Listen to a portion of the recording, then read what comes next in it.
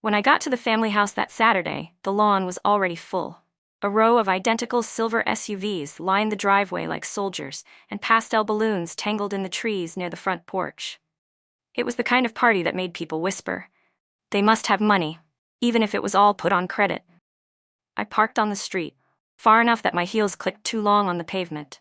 I hadn't been home in almost 2 years, not since Mom passed, and even then, I left before dessert was served. Now I was back, not out of sentiment but because my sister insisted. "You have to be there," she'd texted. "It wouldn't be right without you." That was rich, coming from her. Inside, the house smelled like lavender candles and catered cheese. A string quartet played near the fireplace, ridiculous really for a baby shower, but that was always Camille. My younger sister did everything as if it were a performance. She wasn't pregnant, she was carrying a legacy. Her words. Guests I hadn't seen in years nodded politely. I gave tight smiles. I recognized her college sorority friends, a few old family friends, and 2 of our aunts I hadn't spoken to since the funeral. No one offered me a drink. No one offered me a chair. Camille came gliding down the stairs in a pale blue maternity dress, one hand on her belly, the other holding a flute of something sparkling. She looked radiant. That was the word people used. "Radiant. Evie," she squealed. "You came." I braced myself and let her hug me. She didn't press too close, not enough to break the illusion of her baby bump. Her perfume was sweet, nauseating. "You look," I trailed off. "Glowing?" she said, touching her cheek. "I know, it's the hormones." A flashbulb popped. Someone was documenting every second. I nodded toward the garden table, overflowing with wrapped gifts. "You expecting triplets?" she giggled. "People are generous when it's the first grandchild. Technically, not the first, but she liked to forget that." I wandered, avoiding eye contact, sipping lemon water from a paper cup. The house had changed. The paint was fresher, the photos all curated. My mother's things were missing, her dusty books, her framed cross-stitches. In their place were Camille's ultrasound pictures and Pinterest quotes about motherhood. A voice behind me said, "You look good, Evangeline." I turned. At Maria. Her eyes were kind, but unsure, as if saying my name might rupture something. "Thanks," I said. "You too?" She shifted her purse. "Camille's doing well, huh?" "Thriving," I said, clearly. We were interrupted by a high-pitched ding, someone tapping a glass for attention. Camille stood by the cake, glowing under the chandelier. A tiered monstrosity shaped like a baby carriage sat beside her. "I want to thank everyone," she began, "for coming to celebrate this new chapter, and especially my big sister Evangeline. She flew in just for me." Polite applause. "I hadn't flown. I drove 4 hours alone. I know Mom would be smiling today," Camille continued, placing a hand on her bump. "She wanted this so badly, she even updated her will just before she passed to make sure the baby was secure." I blinked. Laughter followed. Light, practiced, but my jaw had locked. That was not a thing we talked about. Not in public. Not ever. I felt eyes on me. Someone said, "How sweet of her." Camille moved on, calling up her boyfriend Evan. Of course, Evan and Evangeline. She used to say we were interchangeable until one of us got famous. He kissed her on the cheek and posed behind her for photos. Then they cut the cake, handed out blue frosted cookies, and started the gift unwrapping. That's when I saw it. Amid the pile of onesies, bath toys, and branded strollers, there was a flat, rectangular envelope. Gold trimmed. Not a gift bag, not wrapped. Just placed there, unceremoniously. I stepped closer, pretending to look at the mountain of baby gear, but my eyes were locked on the envelope. There was handwriting on it. Familiar. I waited until Camille turned to gush over a handmade quilt from her college roommate, then reached out and slid the envelope free. My name was written across the front, in my mother's handwriting. It felt like touching fire. I tucked it into my coat pocket before anyone noticed. I didn't open it there. I couldn't. Not while Camille performed motherhood like a TED Talk. Not while our aunts smiled like mannequins. But something inside me shifted. I had come here expecting another humiliation. I expected Camille's spotlight and my own invisibility. I didn't expect to be handed a thread. And I've always been good at pulling threads. That night, as I lay in the hotel room 3 miles from the house I used to sleep in every weekend, I stared at the sealed envelope on the dresser. I didn't need to open it to know something was wrong. Because Camille had said one thing that didn't track, that our mother had changed her will just before she passed. But I was there. I was there with her, the night before she slipped into a coma. And my mother couldn't hold a pen. My full name is Evangeline Rose Mercer. I'm 36. I live a quiet life in a quiet building. I work as a systems analyst for a mid-sized health nonprofit in Connecticut. My coworkers say I'm dependable. My apartment smells like citrus cleaner and black coffee. I read too much. I trust almost no one. and I used to think family was a constant, until mine reminded me it was an election, and I'd lost every vote. Camille and I grew up in the same house, but we were raised on different planets. She was 2 years younger but decades ahead in charisma. She had the kind of beauty that teachers forgave and strangers enabled. When I wanted something, I worked for it. When Camille wanted something, she smiled, and somehow it showed up with a bow on top. It started small, like all thefts do.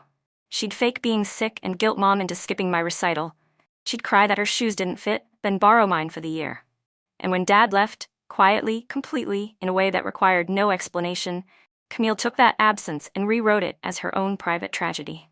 I cleaned up after Mom, brought her soup when her arthritis flared, did our taxes when she couldn't think through the numbers. Camille, she planned wine nights with friends. Still, when people visited, Mom always said, "Camille's so spirited, so full of life." I stopped arguing. You don't win medals for being the one who shows up. When Mom got sick, real sick, not the tired and fading kind, Camille worked remotely from LA for 2 weeks. She arrived with 2 suitcases, and none of her actual work. "I'm her daughter," she'd say to nurses. "That means something, right?" The night before the coma, it was me in the armchair beside Mom's hospital bed. I held her hand, rubbed lotion into her dry skin. She couldn't talk anymore, not really, but her eyes tracked me, and when I told her I loved her, one single tear rolled down her cheek. Camille was at a spa that afternoon. After Mom passed, I handled the paperwork. I coordinated the cremation. Camille handled the playlist for the memorial and spent $900 on lavender arrangements. When the lawyer called us in, Camille cried before we even opened the file. The will split everything down the middle: house, accounts, keepsakes. "That's what Mom promised. Fairness. I may not always see you girls clearly," she once told me, "but I'll leave you even." 2 weeks later, Camille texted me at 1 a.m., "Hey, just found some docs in Mom's safe. Looks like she amended some things." I didn't reply. The next morning, a scanned document arrived in my inbox. A new will, dated 3 days before the hospital, all signatures in shaky cursive, witnessed by Camille's high school friend who happened to now be a notary. In this new version, Camille got the house and all cash assets. I got miscellaneous sentimental items and a vintage cameo necklace of deep personal value. The necklace had a broken chain. I didn't call the lawyer, I didn't fight it, I just stopped answering her calls. I didn't need the money, I didn't want the house. What I wanted was to not be the kind of person who expected betrayal and still got surprised by it. So I left. I threw myself into work, saved every dime, and started rebuilding something I couldn't name yet. But I carried one small defiance. I kept a sealed envelope I'd found tucked between Mom's cookbooks after the funeral. It had my name on it. No stamp, just my name. I couldn't bring myself to open it back then. I told myself it was nothing. Probably old birthday wishes. Or some half-written grocery list Mom forgot to toss. I moved 3 times and never left it behind. Taped it into the underside of a filing cabinet drawer, beneath my tax records and passport. A relic of someone who once believed her mother saw her. Now, sitting in that hotel room, envelope number 2 resting on the dresser, also addressed to me, also unmistakably Mom's handwriting. I reached for the first one. I slit the edge with my fingernail. Unfolded the single sheet of stationery. The handwriting was uneven, but legible. "My Evie, if anything ever feels wrong about Camille's behavior after I'm gone, trust your instincts. I made mistakes, but I never changed my will. The lawyer has the original. You always kept the truth in focus, even when it hurt. Don't let her lie become your silence. Love, Mom." I sat there, cold and still, listening to the buzz of the mini-fridge. I didn't cry. I didn't rage. I just breathed out like I'd been holding it in for 2 years. Then I opened the second envelope. Inside, a carbon copy of the original will. Signed, dated, notarized, by the actual notary Mom always used. The one I remember driving her to, the one who used to give us strawberry gum. This was not just proof. This was intent. And suddenly all the pieces started to slide into place. The fake pregnancy, first whispered to our aunts 2 months ago, then posted with glee on Instagram, with a surprise sonogram no OBGYN would ever claim. The rush to host a baby shower in Mom's house, which Camille insisted was hers by law. The sudden mention of inheritance, disguised as a sweet gesture in front of 60 party guests. She didn't want to be a mother. She wanted to be the only heir. I stayed up all night. I scrolled through Camille's social media, screenshotted dates, times, inconsistencies. Her first bump photo was time-stamped 7 weeks before she told anyone. The baby registry included items already owned by her friend Jessica, who worked at a maternity boutique. I called Jessica. We weren't friends, but she owed me a favor. Years ago, I helped her get a grant for her startup. When I asked, "Did Camille ask you to borrow any inventory?" there was a long silence. Then a shaky, "I didn't think she'd go this far." I hung up, ordered a DNA test, not for Camille, too risky, for Evan. He and I shared enough genes, and a simple ancestry kit would flag the truth. If Camille was lying, there'd be no match. If she wasn't, well, I'd be the one eating frosting at a party I barely survived. I mailed the kit. Then I called the original attorney who handled Mom's estate, the same man who had retired 6 months after the funeral. He remembered me. Remembered Mom. When I told him what I found, he whistled low. "She never filed an amended will with me," he said. "Not once. That one you've got? That's the one I notarized." He offered to write a signed affidavit confirming it. And just like that, I had 2 envelopes, a DNA test pending, and a truth no one else wanted. But truth doesn't need a crowd, it just needs a crack. Camille didn't just rewrite history, she printed it on party invitations. And I was about to RSVP with something she couldn't delete. I didn't tell anyone what I was doing. That was the point. For years I had tried speaking up, about being overlooked, about Camille's lies, about the little cuts she left behind in every family gathering, every whispered remark. And all it earned me was a reputation for being bitter. That was the word Aunt Lydia once used after I refused to toast Camille's marketing genius, for turning a dog-sitting hobby into a lifestyle brand that collapsed in 6 months. This time, I kept my mouth shut and let the silence sharpen my resolve. The DNA kit came back in 10 days. I opened it alone in my kitchen, a chipped mug of coffee going cold beside me. My hands didn't shake. I'd already made peace with the outcome before I peeled back the seal. 0 matches between Evan and the sample Camille sent out labeled baby due in July. No relation. No shared ancestry. Statistically impossible for him to be the father, if there even was a pregnancy to begin with. I sat with that for a long time. Not because I was surprised, but because even after all this time, part of me still wanted to be wrong. Still hoped there was some tiny sliver of decency in Camille that hadn't been buried under performance and manipulation. But she had faked a baby, a child, a life, to make sure I got nothing. The truth was sharp, but quiet. And once it landed, it asked for more. So I drove back to town. I took the original will and Mom's letter and met with a probate attorney, Lily Chen, sharp-eyed and no-nonsense, the kind of lawyer who wore boots instead of pumps and interrupted softly when people rambled. I liked her immediately. She skimmed the documents. "This isn't a civil squabble," she said. "If your sister filed this other will in court, knowing it was forged?" "She did," I said. "Then this is fraud, and criminal." I nodded. "She could go to jail," Lily added. I didn't nod then. I didn't want jail. I didn't even want revenge. What I wanted was weight, evidence. Paper that burned hotter than gossip. I wanted Camille to stand in a room full of the people she had fooled and realize she'd never get to be the person she pretended to be again. Lily drafted a cease and desist letter. She also quietly filed a motion to freeze all assets under the estate's name, pending review. The house, the bank accounts, the residual royalties from Dad's old patents, a detail Camille had conveniently ignored, all of it locked in the system until a judge could weigh the conflicting documents. Camille wouldn't find out until the bank denied her next withdrawal. I hoped she'd be at brunch. Meanwhile, I prepared something else. The baby shower, part 2, was already scheduled, a sip-and-see brunch for Camille's close friends and extended family, a follow-up for those who couldn't attend the first. She sent the invite with a flourish on Instagram, "Come meet the bump before baby takes over." I RSVP'd yes. 2 days before the event, I called Aunt Maria. "I need your help," I said. Her voice cracked a little. "Anything." I told her what I found, what I had, and what I planned. She didn't ask for proof. Just whispered, "Oh my God," and told me she'd bring the mimosas and her iPad. We agreed she'd pretend to livestream the brunch for our cousin overseas. Instead, she'd record everything. "I want you in the corner," I said. "Not obvious. Just there." Like a Greek chorus, she joked. I smiled for the first time in weeks. The morning of the brunch, I dressed simply. Black jeans, navy sweater, flats, no makeup, no drama. Camille could have the spotlight. I just wanted the mic for 5 minutes. When I arrived, the house was even more decorated than last time. A full floral arch over the door, hand-lettered signs that read "Almost Here" and "Mommy to Be." The buffet table gleamed with pink and gold macaroons. Evan stood near the kitchen, looking paler than usual. He caught my eye, then looked away. Interesting. Camille descended the stairs again. Different dress, same hand-on-belly pose. This time she added a light waddle for effect. It would have been Oscar-worthy if it hadn't been so revolting. "I'm just so emotional today," she told the crowd, thinking about how much Mom would have loved this. That was my cue. I walked to the front of the room. Quietly, No microphone, no clinking glass, just enough presence to make heads turn. Camille noticed me halfway through her story about choosing nursery wallpaper. Her smile froze. "Evie, is something wrong?" she asked, like I was a guest who'd wandered off the tour. I reached into my tote and pulled out one envelope. Then another. "I found these in Mom's handwriting," I said, loud enough for the ants near the buffet to hear. "She wrote them before she passed. One is a letter, the other is the original will."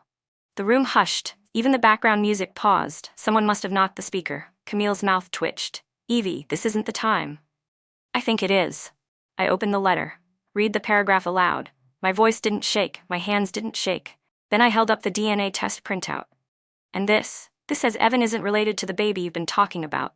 Someone gasped. Camille stepped forward. "You are sick, do you hear me? You're obsessed, you always have been."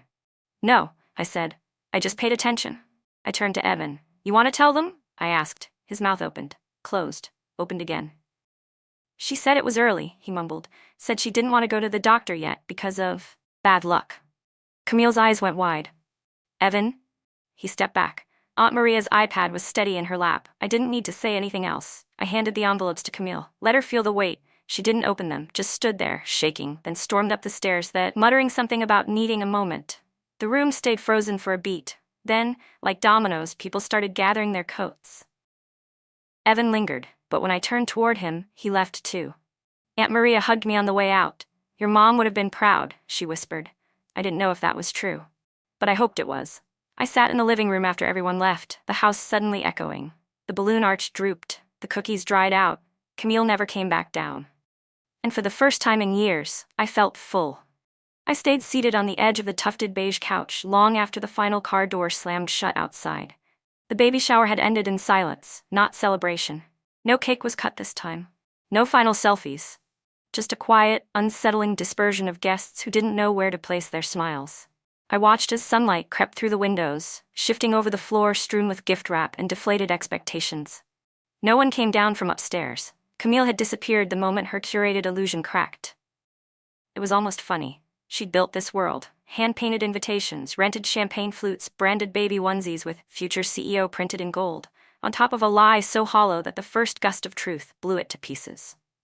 I rose slowly, stepped over a forgotten diaper cake, and found myself in the dining room, where the gift table still stood, lopsided now, without the symmetry Camille had insisted on. The same table where I'd found the second envelope. She must have slipped it in there by mistake. Maybe she meant it for someone else.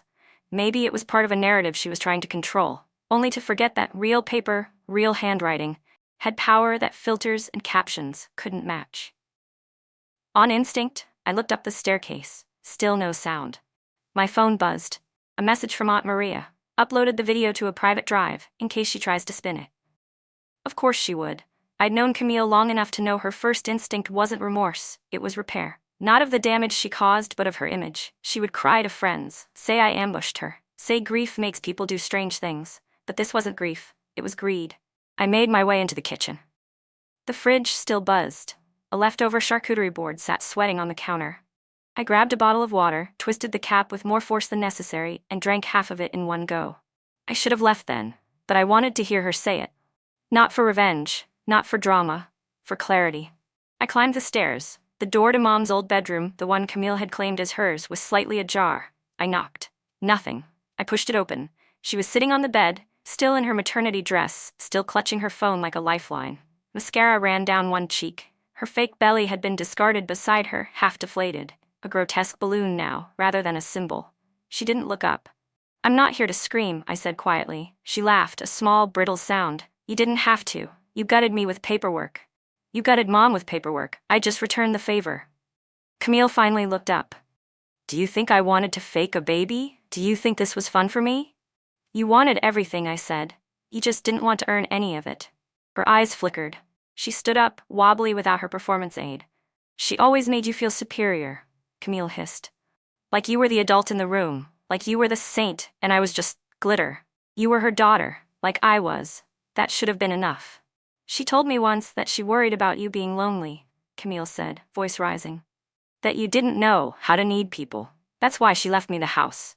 "No," I said, stepping forward. "She told you she was going to split it fairly, even when she could barely speak. I was there, and you forged a version that made her small and forgetful." Camille blinked rapidly. For a moment she looked like a child, caught, cornered, terrified. I was scared, she whispered. After she died, I didn't know who I was without her. You always had your own thing, your life, your job. I was just floating, I nodded. So you stole the floor beneath me to keep from drowning. She said nothing. I'm not pressing charges, I said. Her head snapped up. You're not? No, I said. But the estate's frozen. You'll have to account for everything you touched. The lawyers involved, the judge will decide how things move forward. Camille slumped. So you are ruining me. No, I said, softer now. You did that. I'm just turning the lights on. We stood in silence for a long time. The kind that stretches wider than a hallway, heavier than a sentence. You were always Mom's favorite, Camille said bitterly. She just hid it better with me. That hurt more than I expected, because it wasn't true. Not fully. Not in the way Camille thought. I was her shadow, I said. You were her hope. She looked at me like I'd spoken another language. I don't want the house, I added. But I'm not letting you keep it like this. It doesn't belong to the version of you who lied. It belonged to her. And now it belongs to the truth. Camille sat down, folded in on herself. I didn't pity her, exactly, but I recognized her, a person who'd built so much on illusion, they couldn't remember what real looked like. I left her there. Downstairs, the silence was different, like air after a storm. I gathered the remaining papers, called Lily, the attorney, gave her the go-ahead to notify the court. Then I walked out the front door for the last time. As I reached my car, Evan stood on the curb. I didn't know, he said. About the will, about the baby. I believe you, he nodded, hands deep in his pockets. She's not okay. No, I said, she's not. He hesitated. Do you think she ever actually loved me? I shrugged. She loved what you look like standing next to her. That's not the same. He smiled faintly. You're harsher than I thought. I'm tired, I said. He didn't argue. I got in my car and drove away. I didn't cry. I didn't feel triumph. I felt a clean, deliberate emptiness. Justice isn't loud. It's silent. It's paper. It's the slow process of things correcting themselves. And sometimes it looks like a house full of balloons that never made it to the ceiling. 3 weeks later, I was back in my apartment, back to my job, back to my morning coffee brewed in silence. The world didn't pause when the truth came out. Emails still poured in. My building's elevator still jammed on the 3rd floor. My neighbor still vacuumed at 7 a.m. sharp every Sunday like it was a religion. But something had shifted inside me. Before, I had walked through life expecting harm in small doses. Dismissive comments, assumptions I'd play the fixer, the helper, the placeholder while others took center stage. I never prepared for anyone to apologize. I just learned to hold my breath and wait for the storm to pass. So when I got the call from Aunt Maria, I didn't expect it to be anything but polite check-in pleasantries. I answered while folding laundry, half listening as she talked about a new recipe she'd tried. Then she said, Camille wants to see you. I froze. Why? I asked. She said she has something to give back, something your mom left. My throat went dry. She found the key, Aunt Maria continued. To the storage unit, the one you said was missing. My heart kicked once, hard. That key was small, silver, stamped with 4 digits, 74332. Mom used to wear it on a thin chain around her neck. She never told us what it opened, just called it the backup plan. When she passed, it was gone. I assumed it had been buried with her, or misplaced. Camille swore she never saw it. I should have known better. I agreed to meet, not for Camille, for the key. We met at a local diner halfway between our cities. Neutral ground, public space, no traps. She was already there when I arrived, sitting in a corner booth with 2 mugs of coffee between us. She looked smaller, makeup-free, hair tied up like she didn't care how she appeared for once. The hostess pointed me over, and I sat without a word. Camille slid the key across the table. No note, no drama. I took it before the funeral, she said flatly. I thought maybe it was a safety deposit box, that it'd have cash or jewelry, something I could, I don't know, use. And when you realized it didn't? She looked down at her hands. I forgot about it. Then I moved last week and found it in a purse I hadn't touched since. I picked up the key. Cold. Familiar. Mine now.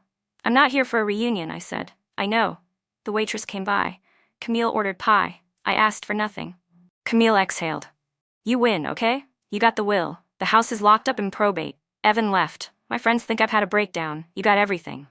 I tilted my head. You think this was about winning? She looked up. Her face was tight, not angry, not tearful, just raw. You don't understand what it's like, she said. To be the one everyone expects to shine and then realize you have no idea how. Mom loved you because you never needed a spotlight. People respected you. I envied that. I said nothing. She went on. When she died, I panicked. I didn't want to be forgotten. I thought if I could hold on to the house, the money, the legacy, I could keep being important. And lying was just a side effect? I asked. She didn't answer. The pie arrived. She didn't touch it. I'm sorry, Camille said. I almost laughed. It wasn't that I didn't believe her. It's that apologies, real ones, come without fanfare, without a table, a pie, or a performance. Still, it was more than I'd expected. I don't want to see you punished, I said, but I do want boundaries. I want truth. And I don't want to be pulled into your orbit when it's convenient. Camille nodded slowly. Okay. You're going to send an email to Aunt Maria and the others, I continued, clarifying the will, telling them the truth, no spin, no sad emojis, just facts. She flinched, but nodded again. Okay. And you'll walk away from the house, no contest. Nat, you'll sign off when the court asks. Silence. Then, I will. We sat there for a minute, breathing in the clink of forks and the low hum of the diner's old radio. Then, I got up. As I turned to leave, she said, Do you still wear the necklace? I froze. The cameo one, she said. The one Mom said reminded her of Grandma. I reached up, touched it under my sweater. The chain was fixed now. The pendant still chipped on one side, but I did wear it, often. I do, I said, without turning around.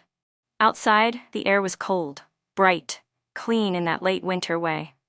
I drove straight to the storage facility. The man behind the desk didn't even look up when I said the number. Unit 7432? Over there on the left. You'll need to sign this if you're claiming ownership today. I signed. The lock clicked open with a quiet pop. Inside, the unit was sparse, a cedar chest, a box labeled 1979 to 1985, one painting, and a fireproof safe. Inside the safe was a USB drive, a stack of old letters, and a handwritten journal with my mother's name embossed in gold on the cover. I sat cross-legged on the concrete floor and read the first page. I don't know if this will matter, but if it ever does, I want Evie to understand. I was afraid. Afraid I loved her more, afraid I didn't say it enough, afraid Camille would break if she knew. I closed the journal, and I cried. Not because of the words. Because I'd spent a lifetime guessing, doubting, second-guessing whether I mattered to my own mother beyond duty. And now I had the proof. Quiet, private, handwritten. Mine. 2 months later, the court finalized the estate. Everything was split evenly again. I let Camille have the house. I didn't want it. I bought a cottage upstate, smaller, quieter, with space for a garden. Aunt Maria visited once and brought blueberry muffins. She cried in my kitchen and hugged me too long. Evan emailed once. He said he hoped I was happy. I didn't reply. Camille wrote a group message to the family, short and direct. I made mistakes. I hurt people. I'm sorry for lying. I'm working on myself now. Most people didn't know what to say. Some sent heart emojis, others didn't respond. But that was fine, because the next week, my phone buzzed with a message from Aunt Lydia, the same aunt who once called me bitter. Evie, I'd like your opinion on something. We're thinking of updating our family fund structure, and I think you'd know best how to handle it. A pause. Then a second message. You're the one who always keeps us grounded. I see that now. And I stood in my kitchen, holding my chipped mug, necklace warm against my skin, and let the moment land. This wasn't about revenge. It was about restoration. These days life is quiet in a way that doesn't ache. I wake early, feed the sourdough starter on my windowsill, water the herbs by the sink. Some mornings I still brace myself for a call that never comes, for a fight I'm no longer willing to have. But mostly, there's space. Space to think, to breathe, to exist without defending myself. I kept the journal. I read it once a week. Not for validation, but because it reminds me that love can be messy and real at the same time. My mother wasn't perfect, neither am I, but she saw me. She knew me in ways Camille never did. And maybe that's why Camille tried so hard to erase me, because being seen is a kind of power. A kind that can't be faked. The cameo necklace hangs above my dresser now, beside the original will. I keep the chain fixed, though sometimes I still touch the old fracture with my thumb, like a scar I respect. It's proof that broken things can hold. Camille and I don't talk. Not often. She sends the occasional photo from a yoga retreat or some silent wellness getaway. There's distance now, but not hatred. Just the kind of space you give someone when you finally stop waiting for them to love you the way you needed. Sometimes, family isn't the people who raised you, or the ones who shared your holidays. Sometimes, it's the version of yourself you return to after the chaos clears. And when I lock the door at night, when the wind rustles the porch leaves and the house settles into its bones, I whisper something I never said enough before. I was always enough. And now, I don't need anyone to believe it, but me.